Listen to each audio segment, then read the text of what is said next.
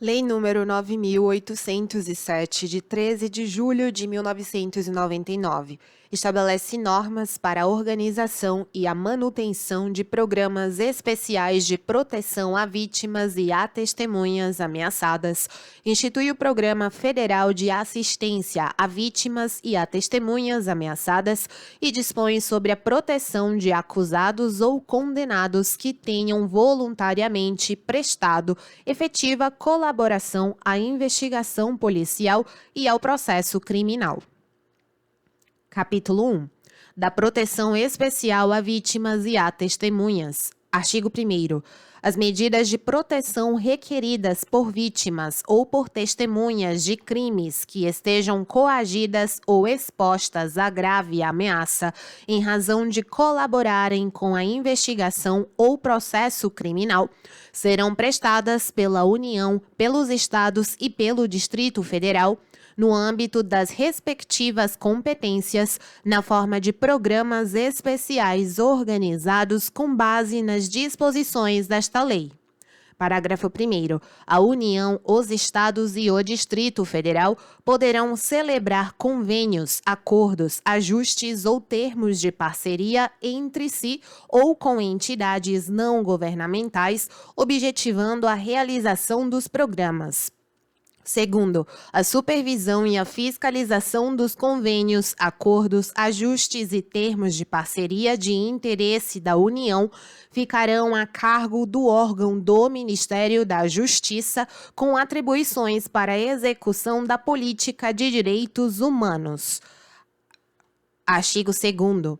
A proteção concedida pelos programas e as medidas dela decorrentes levarão em conta a gravidade da coação ou da ameaça à integridade física ou psicológica, a dificuldade de preveni-las ou reprimi-las pelos meios convencionais e a sua importância para a produção da prova.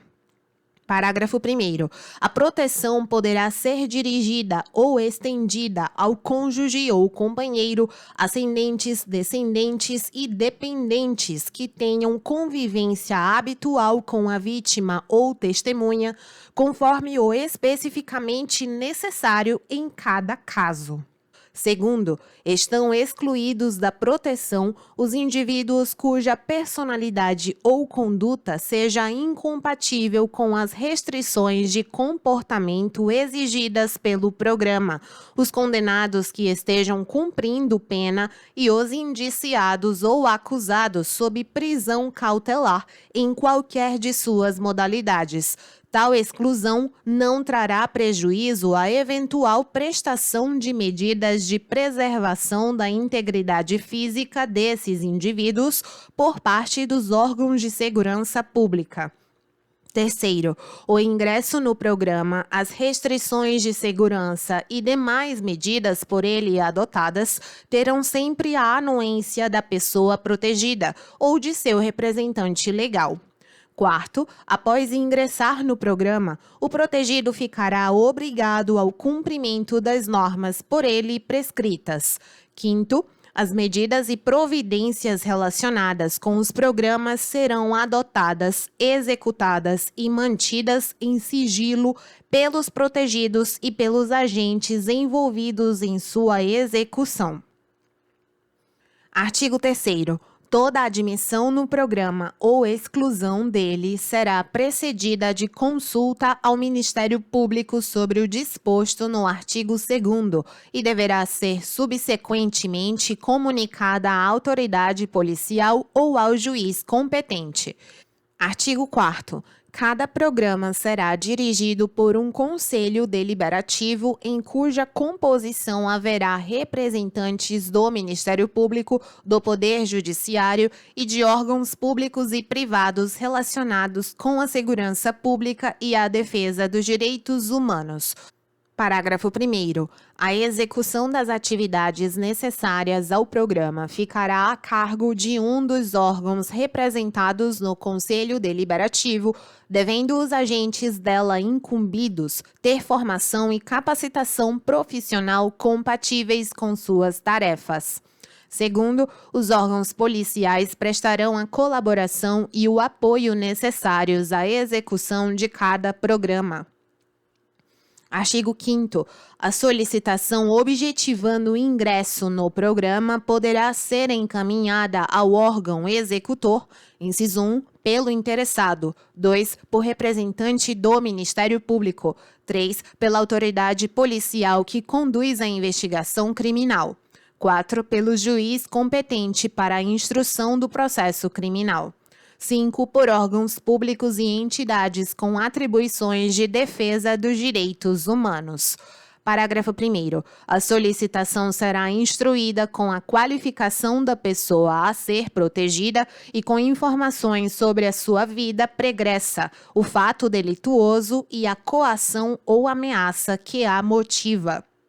Segundo, para fins de instrução do pedido, o órgão executor poderá solicitar, com a aquiescência do interessado, inciso 1, documentos ou informações comprobatórios de sua identidade, estado civil, situação profissional, patrimônio e grau de instrução, e da pendência de obrigações civis, administrativas, fiscais, financeiras ou penais.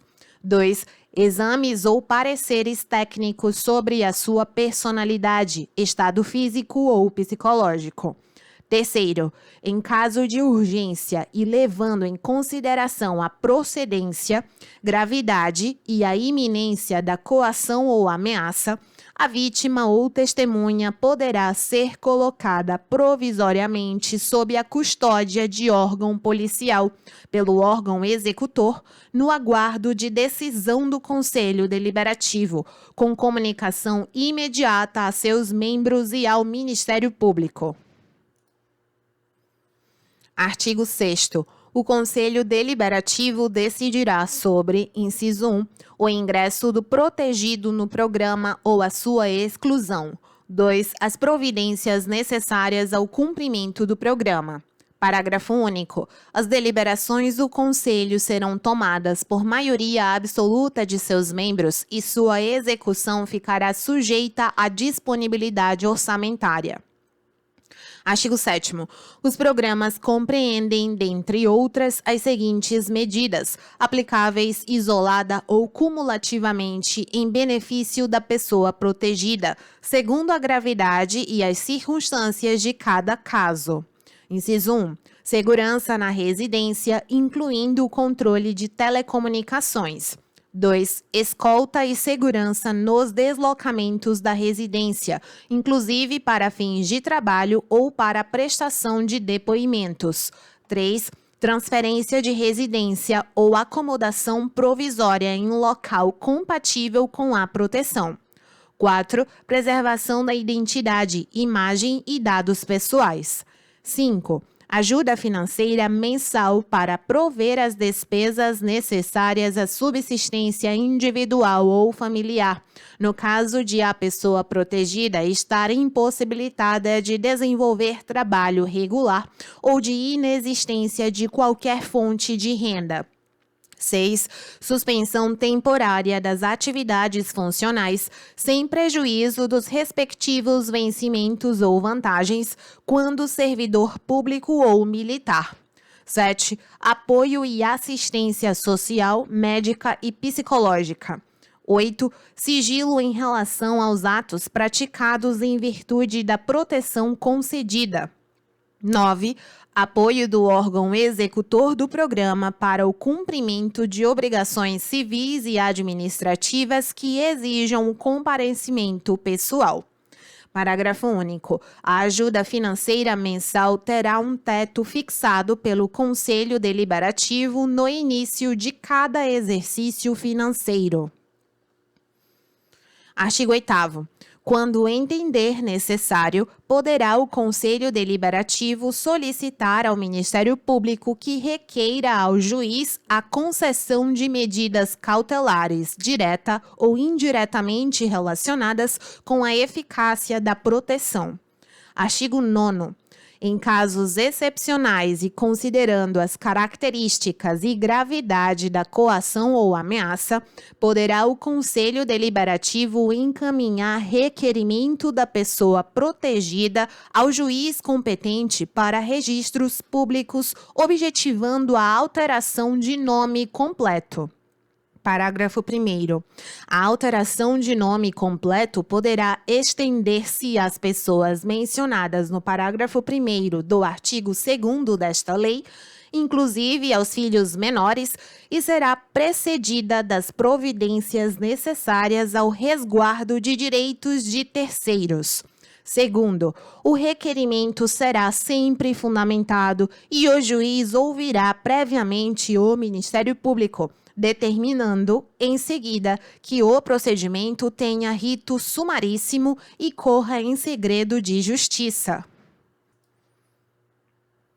Terceiro, concedida a alteração pretendida, o juiz determinará na sentença, observando o sigilo indispensável à proteção do interessado, inciso 1, a averbação no registro original de nascimento da menção de que houve alteração de nome completo em conformidade com o estabelecido nesta lei, com expressa referência à sentença autorizatória e ao juiz que a exarou e sim à aposição do nome alterado.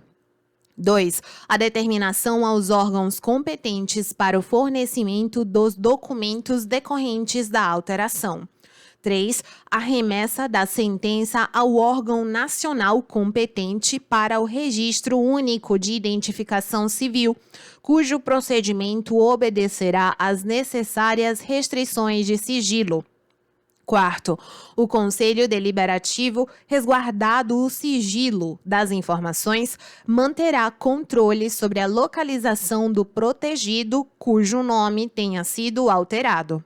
Quinto, cessada a coação ou ameaça que deu causa à alteração, ficará facultado ao protegido solicitar ao juiz competente o retorno à situação anterior, com a alteração para o nome original, em petição que será encaminhada pelo Conselho Deliberativo e terá manifestação prévia do Ministério Público.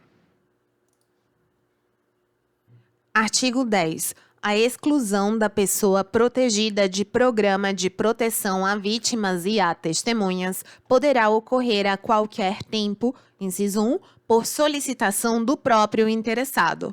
2. Por decisão do Conselho Deliberativo, em consequência de, alínea A, cessação dos motivos que ensejaram a proteção.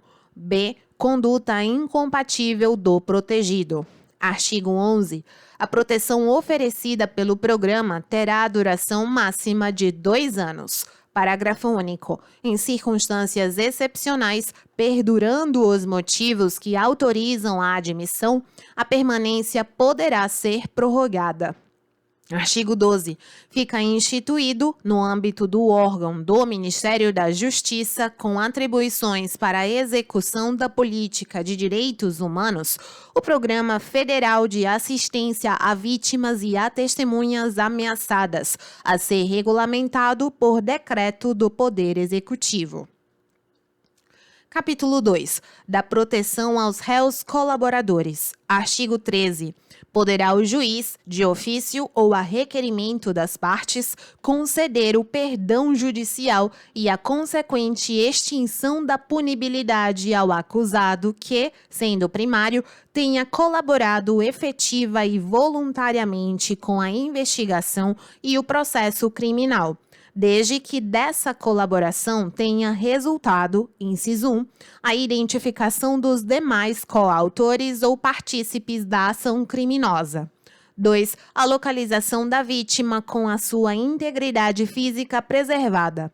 3. A recuperação total ou parcial do produto do crime.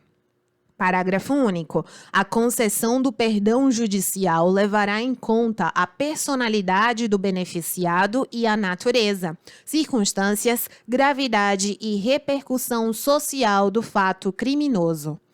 Artigo 14. O indiciado ou acusado que colaborar voluntariamente com a investigação policial e o processo criminal na identificação dos demais coautores ou partícipes do crime, na localização da vítima com vida e na recuperação total ou parcial do produto do crime, no caso de condenação, terá pena reduzida de 1 a 2/3.